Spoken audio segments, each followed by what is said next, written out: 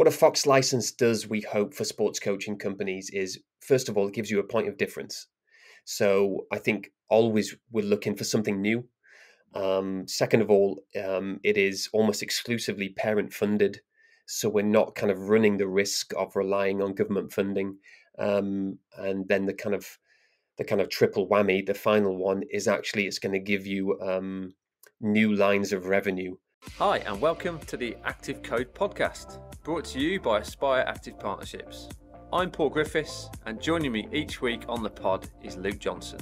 Aspire Active Partnerships is a community of like-minded business leaders who all believe that collaboration in the sports coaching and children's activity sector is essential for success. We've proven that working in collaboration does benefit business growth and essentially helps more children be more active more often. To combat physical inactivity, we need organisations that are performing at their very best. Organisations will only operate to high standards if they are led well. So, if we can focus on developing high quality leaders throughout an organisation, not just at the top, customers will experience higher quality services, which means heightened enjoyment levels and increased levels of physical activity.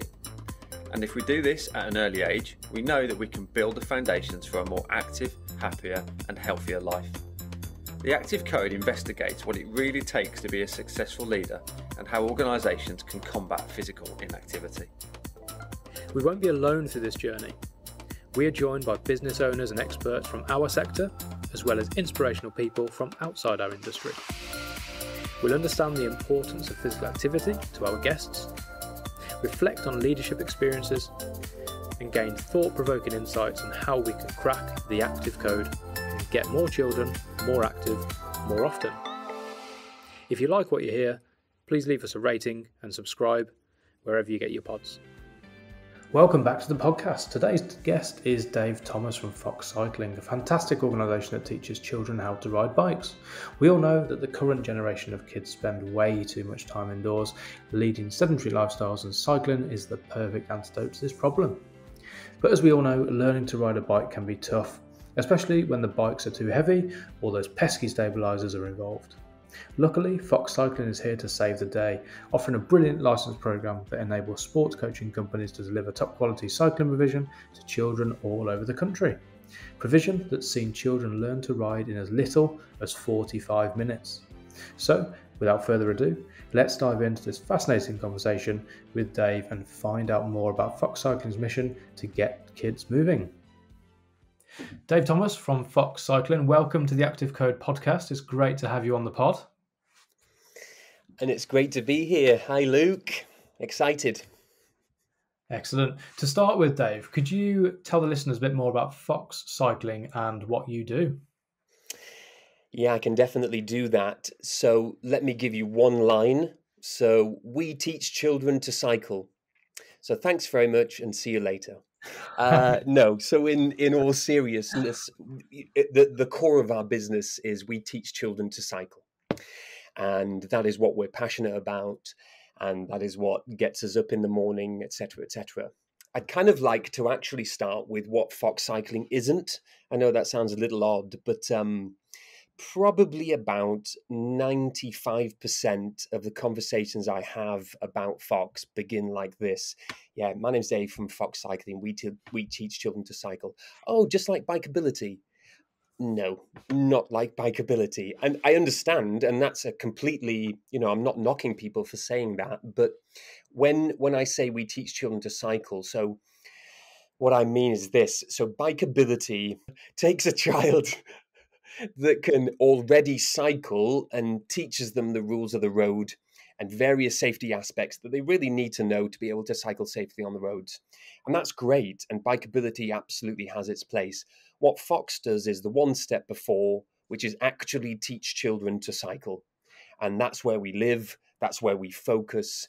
And that's what our programs cater to.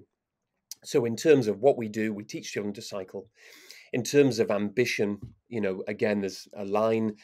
There is no recognized cycling company in the UK that teaches children to cycle. We want to be that go-to brand. We want to be that, when people think of teaching their children to cycle, they think Fox, if you like. So in a nutshell, that's what we do. In terms of my job personally is business development. So it's having conversations every single day with sports coaching companies, listening to the headaches, listening to what's going on, and being able to then say, well, Fox has got a great offering. In terms of what kind of why we do what we do, there's a couple of really kind of semi-alarming statistics that kind of inform the reason we do it. So there's two. So back in 2018, Keep Britain Tidy did a survey, and they surveyed many things, but one of them was the rates of children cycling. And two very, very interesting findings. The first one was 50%, so a whopping 50% of 6-year-olds in the UK do not know how to ride a bike. I mean, that's nuts. And then the other one is a third of primary age children don't know how to ride a bike. So anywhere between 4 and 11, a third of those don't know how to ride a bike. So that's the kind of the core opportunity, if you like, for us. And so we actually... Dave, just coming on that point. Yeah, go on, Dave, yeah. just on that point there. Why is that? Why do you think that is the case? Why are so many children unable to ride a bike when they're at primary school age? Because it's a life skill, right? Yeah, you've literally just taken the words out of my mouth in terms of life skill, core skill. Obviously, swimming is part of the national curriculum as a life skill, a core skill. So we actually very much believe that cycling is exactly the same, that you should know how to ride a bike. I mean, it's very, very simple. But I think the way, and you'll know this, guys, but and for those listening, the way society has moved, we have moved to, it feels like we've moved indoors. You know, in many, many ways, it feels like we've allowed screens to be our babysitters for our children. It feels like we've allowed not only ourselves, but also our children to become quite sedentary and revolve around the screen. Now, I'm not actually knocking screens. I don't think that's right to do. You know, I don't think we should knock technology. I just think that there's a great saying that says, let's take TV, for example. It's a good servant, but a poor master. And if we allow it to dictate to us our time and what fills our minds, I think we're going to be in trouble. So I think society, I think many, many years ago, kids were out on their bikes, I think to do with, I think there's an issue around safety. I think we have concerns over safety these days, the reporting of more and more kind of crime, etc. So I think that plays into it. So probably I would say those two are pretty high on the list of why less and less children, it seems, know how to ride a bike. And Dave, you touched on where do parents fit into that, Dave? Well, I think we can kind of get into parents a little bit more later on in terms of where they sit in their responsibility towards their children and cycling. But if our founder and namesake were here, and by the way, he's not here because he hasn't got a voice, so that'd be a pretty rubbish podcast appearance. But he would say that parents are one of the 3 stumbling blocks of a child cycling, and he would say that it stabilizes heavy clunky bikes and parents that are actually one of the 3 barriers. Parents not knowing how to teach their children to cycle is a thing. Getting a bad back and getting frustrated and not understanding the fundamentals of how their child's body learns to balance on 2 wheels, for example, and then thinking they can buy a bike that they're going to grow into, or they can buy a bike before the child can learn to cycle. There are so many ways in which parents, completely unwittingly, this is not some witch hunt on parents, but just unwittingly think they're doing the best for their child, but actually it is detrimental to them learning to cycle in a fun and interesting and engaging and easy way. So there's some responsibility there for sure.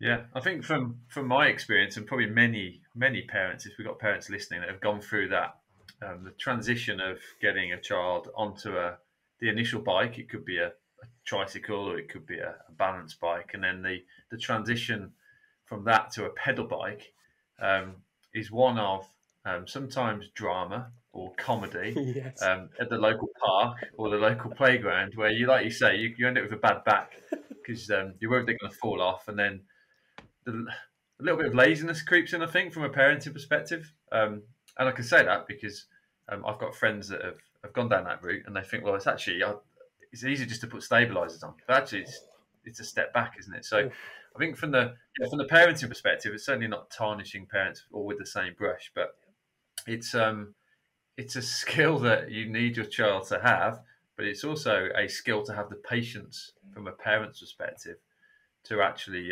get your child confident and competent on a bike. And I've been there and done it with one of my children, and the other one is about to go on a pedal bike. So I'm mentally preparing myself. Good luck. For what may be a struggle, but having him use the balance bike for 18 months, I'm pretty confident in the right environment he'll be on pedals pretty quickly. My daughter did it within 10 minutes. So I'm converted from that perspective. Luke, however, has this to come. I was going to say, I don't think Luke's children are there yet. No, they're not. I'm looking forward to hearing Luke's stories at some point. One of them's on the balance. But it is, sorry, going back to the parents' point, it's having the when you see those dramas or the frustrations and the comedy moments in the local parks, when you see parents getting frustrated with their kids, it is so tempting to say, just take the stabilizers off and get them on a balance bike, because they're so impactful. So that's from a parent's perspective. I'm sure there's plenty of parents on there, but obviously that's where the whole concept of Fox has come from. Yeah, for sure. And so it's a journey with Fox. So we have two programs. We have one which is Cycle Tots, and we can talk a little bit more detail about it. But Cycle Tots is 2 to roughly 5, and it's their body learning to balance on a balance bike. So learning how to balance on 2 wheels, and that then they develop with that in various stages with Cycle Tots. And then we do a pedal ready assessment kind of in the middle, if you like, just to assess their readiness, both cognitively and physically. And then we move then into Cycle Kids, and 75 to 80% of the time, the child learns to cycle within the hour. So it's pretty brilliant, but it is a process, and it takes time, and they're not always. They might be cognitively ready, as in they can understand what to do, but their body then can't quite translate that into what they physically then do. Or it could be the other way around, that their body seems ready, but they can't quite put it all together. And it's that pedal ready assessment from our instructors that just assess that and see literally whether they are pedal ready or not. And we work with the parents and with the children on that. And then Dave, why is it so vital that children do learn to ride a bike, and what kind of opportunities does that open up for them being able to ride? Yeah, sure. So I probably relay a little story of Steve's here, Steve Fox.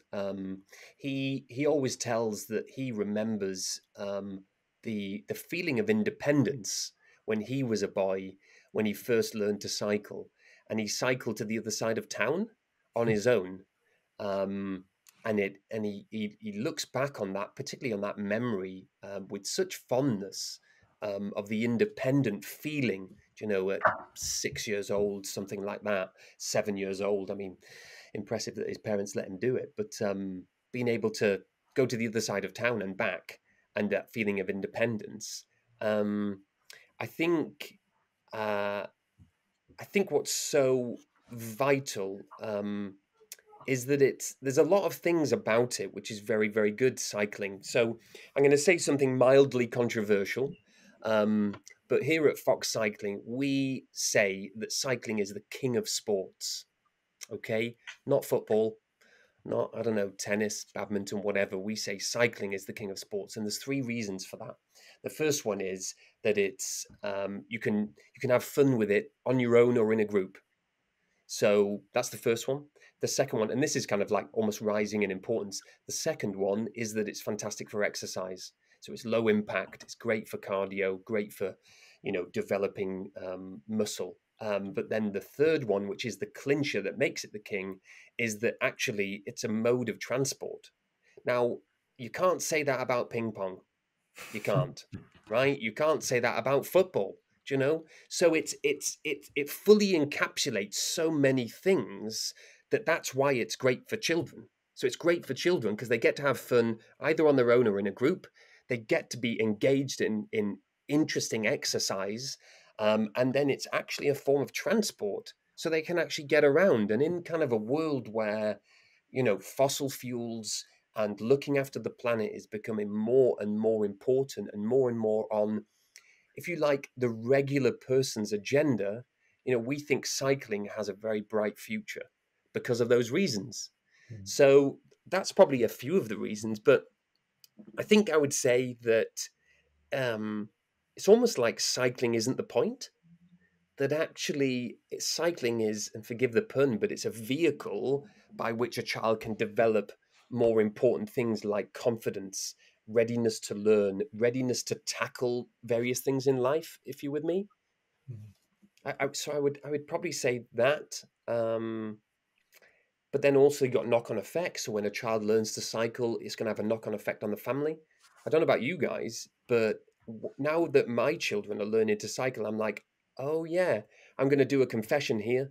I don't own a bike. That's probably not the right thing to say at this point, working for a cycling company, but I haven't been on a bike properly in anger since I was like 19 years old, and I'm 40.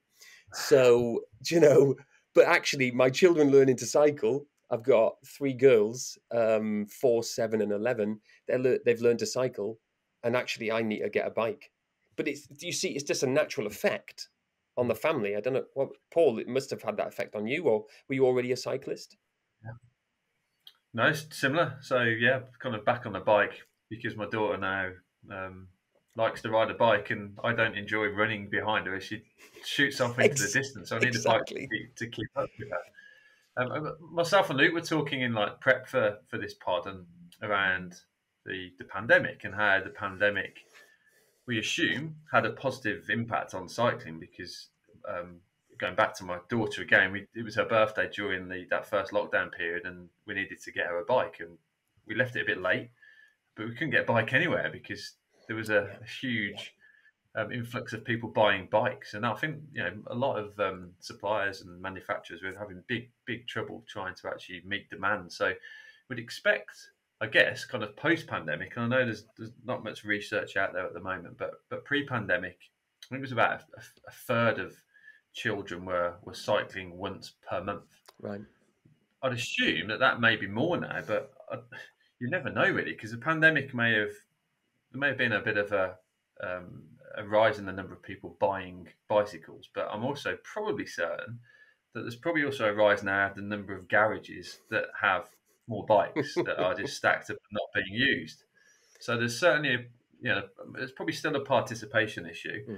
Parents in particular, I know we've already spoke about that, but I think we could go on for hours talking about it, but the environment, the safety side of things is a concern for parents. The business of roads. That's where, I know you've mentioned bikeability, that's where bikeability equips people and children to become more competent and confident on the road. And it's bikeability are doing some brilliant stuff from that side. And from our experience of delivering bikeability locally in schools and a number of organisations around the country that do that within our network, it certainly has its place. But I know from our instructors, from our instructors in particular, is when we're working with, say, children in year 4, year 5 and doing their level 1, level 2, there's groups of children, and it's becoming worse, going back to the data you shared there, who can't actually ride the bike to do the level 1 and 2. So if we can really get back to the early years and the getting children on those balance bikes and then transition onto pedals, it will just naturally have a progression into more people cycling more often, and hopefully more parents falling back in love with cycling with their children. So I guess it'd be interesting, Steve, I think, for listeners to talk about the model in a bit more detail now, because one of the barriers, I assume, is ownership. So some families struggle maybe to own a bike, and I know there's a leasing option out there, and as one of the person that's used that recently, because you kind of get a little bit frustrated where your child grows a little bit quicker than expected, and you've spent a couple of £100 on a bike, and then they've outgrown it. And again, going back to the park experiences of where you see, say, I don't know, it could be an 8-year-old riding a bike that's fit for a 5-year-old, and their knees are round by their ears, or vice versa. You've got a child who's way too small for the size of the bike, and obviously that can have a huge knock-on effect then on confidence. Yeah. So how are you overcoming those barriers through Fox Cycling? Yeah, sure. So one of the three barriers to children cycling, one of them that Steve and that Fox preach, if you like, is heavy bikes. So clunky heavy bikes. And so very early on, what we realized, I mean, we've been going since 2010.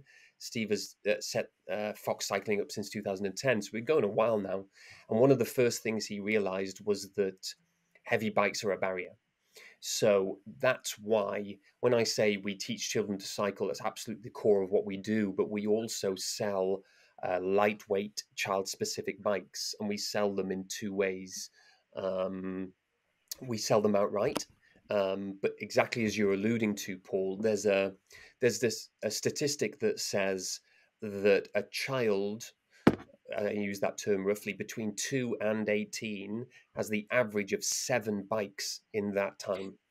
Now, I mean, as a parent, I was like, actually, yeah, I can see how that would happen.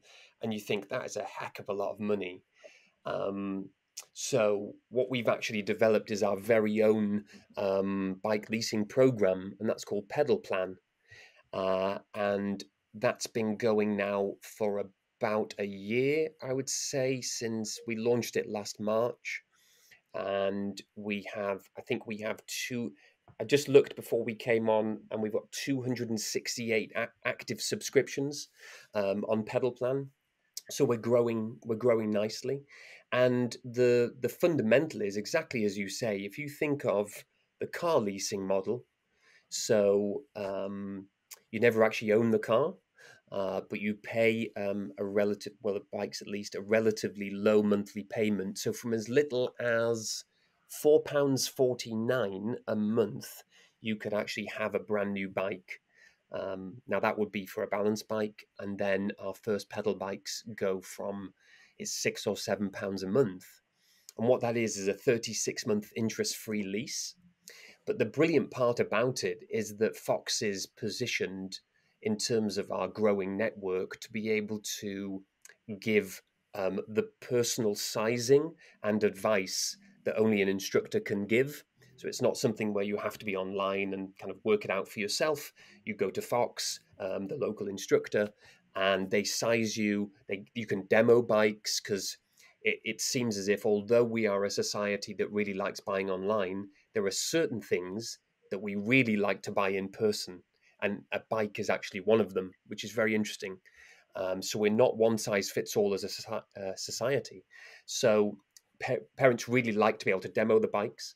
And so what happens is we size you, first of all, we start you on Pedal Plan, and let's say you're 12 to 18 months in, you think your child has outgrown the bike. All you do is come back to us.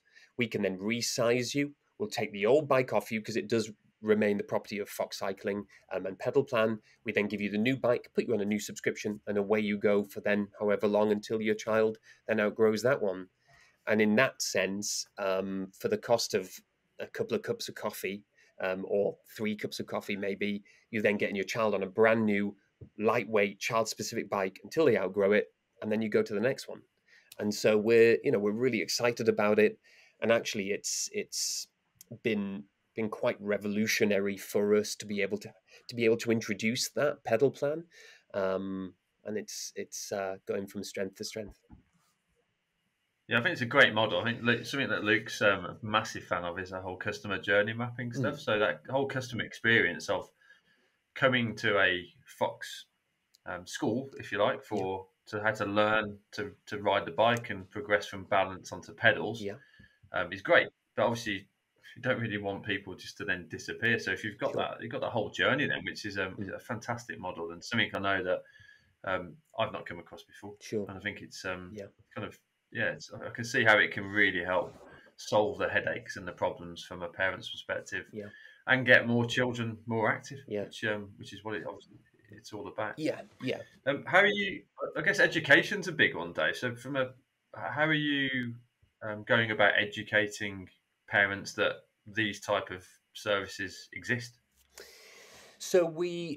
So my wife, my very, very capable wife, also works for Fox Cycling, and she does quite a lot of social media work in terms of getting Fox out there. There's a bit of a counterintuitive way of actually sharing what we do. The natural propensity would be to think we shouldn't share any of our teaching methods with the general public. We shouldn't do that. We should keep it all to ourselves. We should keep it all secret. And then only we can then teach your child to cycle. We are of the mind that actually sharing at least snippets and hints and tips of how to teach your child to cycle actually positions us in the place, I guess, of the go-to people for teaching children to cycle. Do you know that if we can actually help parents teach their child to cycle and they don't have to come to Fox, then that's fine. Because what we're bothered about is teaching children to cycle. And so if we do it, or if other people do it, that's great. We're not seeking to kind of become the next, I don't know, Microsoft and make billions and billions of pounds. What we want to see is children active and children learning to cycle in the right way. And so what we do is we try and share some tips, hints, and suggestions for parents and really try and educate. And then, so that's online. And then also in the classes that we do, we will always endeavor to educate parents on things like stabilizers and lightweight bikes as opposed to heavy bikes and themselves. So we'll talk about how stabilizers actually teach your body to do the opposite movement to what you should be doing if you're only on two wheels. So you go around a corner to the right, and on stabilizers, you can actually lean to the left because the stabilizer stops you. But actually what you should be doing is leaning to the right. And so weirdly, stabilizers actually teach the child to do the wrong things. It teaches them that actually backpedaling is fine, but it's not, because actually you just lose momentum. It's actually you need to keep cycling forward to keep the momentum, to keep the balance. So little things like that. And so we endeavor in the classes to talk about things like that a little bit, and about the lightweight bikes, and about what parents can do just to encourage their children. And obviously we then have Cycle Kids, Cycle Tots to be able to help out with that.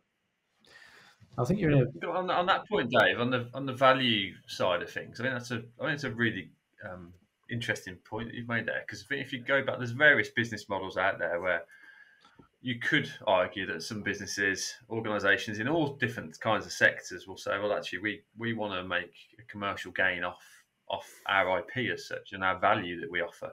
But there's so many great models out there at the moment, and it's something that I know in our sector people are doing and giving value. So, i.e., we're giving you stuff for free, because it's easily accessible. So, I guess from a cycling perspective, there could be parents out there that could go on YouTube. They could go on all sorts of social media channels and find out how to help your child to learn to go from a balance to a pedal bike.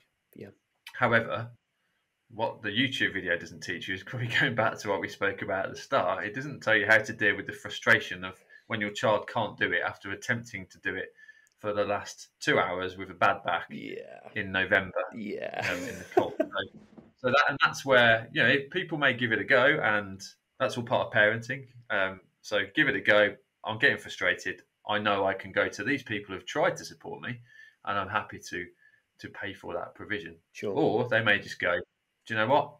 I'll just go straight to them because they're the experts, and it's going to be a much better experience for my child.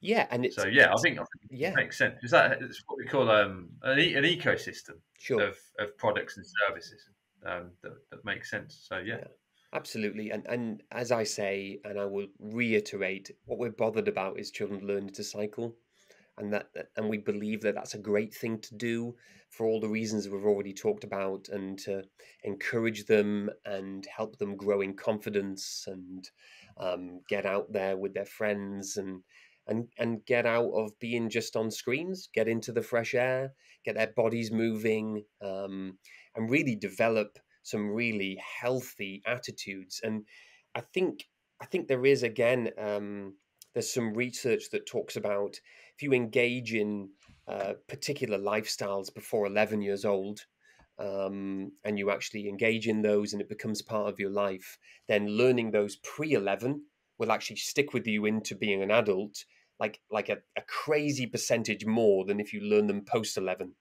So actually, the formative years of encouraging really great lifestyle choices that include exercise, and I would say that include the king of sports, cycling, really before that 11 kind of year old cutoff is a really great idea for parents to get them into, rather than post 11. Now, of course, it doesn't mean that post 11, as soon as their 11th birthdays arrive, like Kevin and Perry or something like that, they can't learn anything new because they're flopping all over the place. But I'm showing my age. But pre 11, it's such formative years. Get them into something that's good for their health, good lifestyle habits at that point, and we're big on that. And Dave, you said you've got nearly 300 people on the pedal plan scheme alone. Just so since you've kind of started Fox Cycling, how many children have you engaged through all of your different cycling provisions?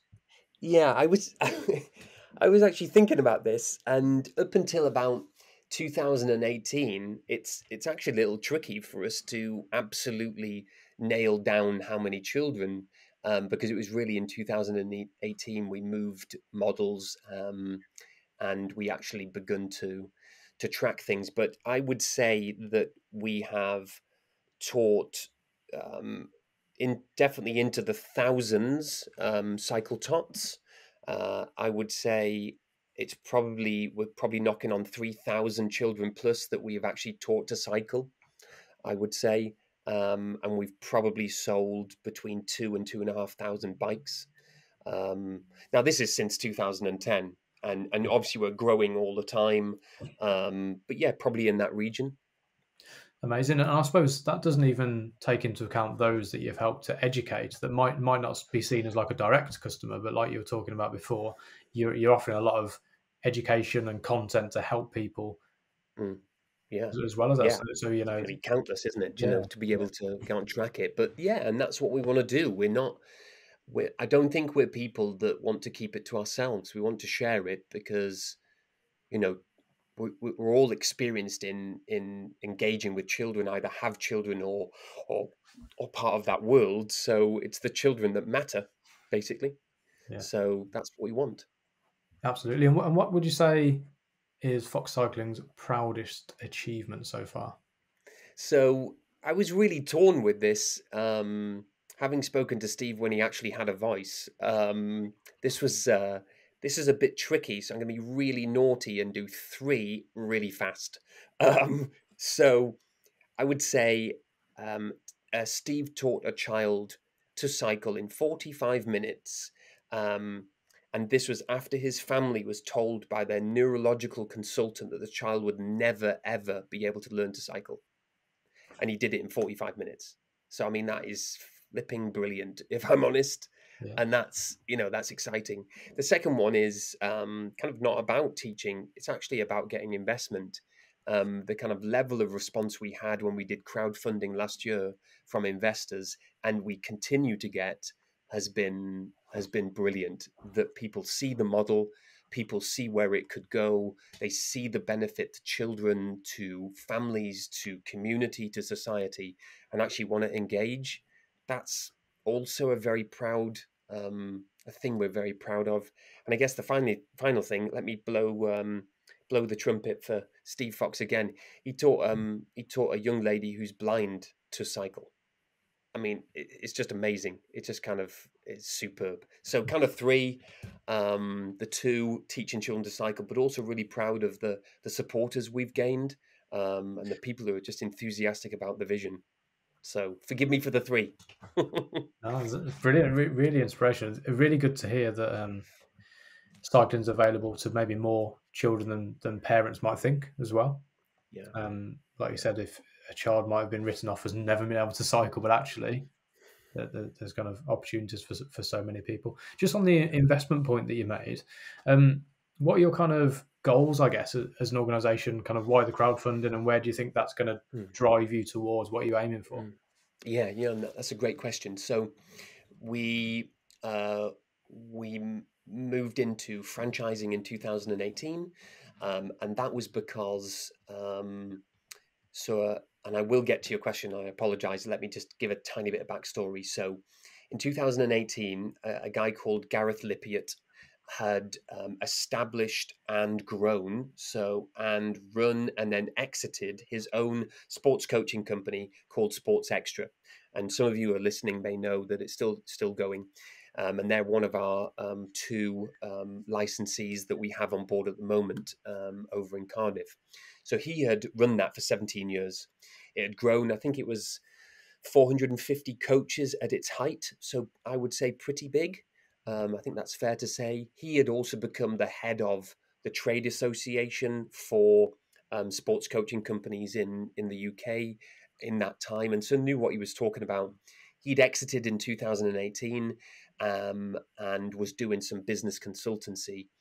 A friend of a friend told him about Steve Fox and Fox Cycling. They got together, and Gareth was blown away. So much so that he still says that Fox Cycling is the best children's product he's seen in the industry for 20 years. And the one he's actually referring to, 20 years old, is actually Water Babies. He thinks Water Babies is superb, but he actually thinks Fox Cycling is the best he's seen since Water Babies. And so that's a big vote of confidence. We moved into franchising, and then late last year we moved into licensing. So the beginning of last year we did crowdfunding. That enabled us to bring myself in. I have a history in franchising for Snap-on Tools. I worked for them for a decade. So they brought myself in for kind of operations stroke business development to grow the business. And then also they brought in my wife, who used to be marketing officer for Durham University, and then also set up her own toddler group, which actually was getting really quite successful. And then COVID hit, and that was that. So it's enabled us to employ 2 more people. So there's kind of a team of 4 with then extended people now. And the vision is, it is very simple to be the go-to brand for teaching children to cycle in the UK. And we're developing that via a license model predominantly. And so we offer then training to sports coaching companies. We will teach you to teach a child to cycle using our 2 programs, Cycle Tots and Cycle Kids, that will then augment the work that you already do in schools. So you already do different sports. You take on our license, and we will teach you and give you the support and everything surrounding that to be able to teach children to cycle using our 2 programs. And we just want to grow the network and become, like I say, that national brand. Dave, just for some people out there thinking, so you mentioned Superman, I guess, Steve Fox, with regards to his skills on the helping children learn how to cycle. Sure. I guess with a model like this, some people's questions will be, well, how do we make sure that we can continue the quality of teaching that Steve and his team have given to children in the Bristol area, I think it was initially. Sure. So, for example, Aspire were to take this on in Birmingham, or another organisation to take it on in Newcastle or down on the South Coast. How are you making sure that the quality of what that provision is continuing in line with your brand? Because any organisation, whether it's licensed or franchise, is only as good as the worst provider in essence. So, and no doubt you get that from your franchise days. So how are you making sure that model continues to be successful? Yeah, and that is a great question, and I think it's in some ways a massive headache for franchises and licenses.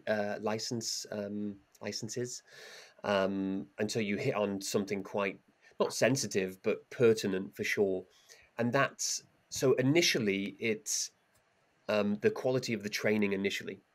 So what we do is we do online first of all, and that's something developed and engaged in by Steve. So you'll see Steve, you'll see him saying, keep pedaling, and you'll get that in your head so much that you won't be able to forget it.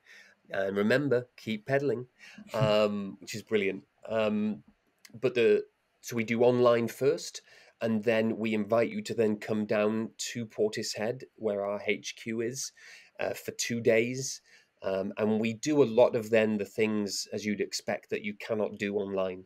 So a lot of then the practical learning of even things like how to set out the learning area, what to use, what to consider when speaking to parents, and of course then how to teach a child to cycle with Cycle Kids, how to run Cycle Tots. And we try and be as comprehensive as we can with the practicalities.